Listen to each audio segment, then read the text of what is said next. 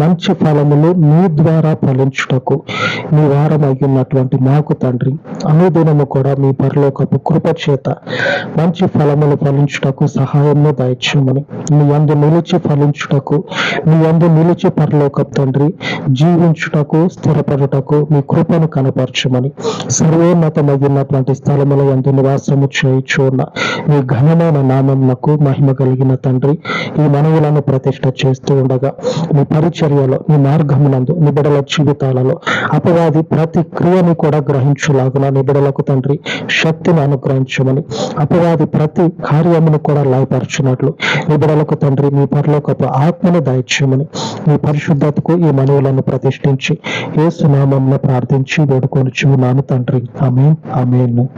పునరుద్ధానుడైన దేవుని కృప నిత్యము మనకు తోడయ్యుండును గాక. ఆమేన్, ఆమేన్.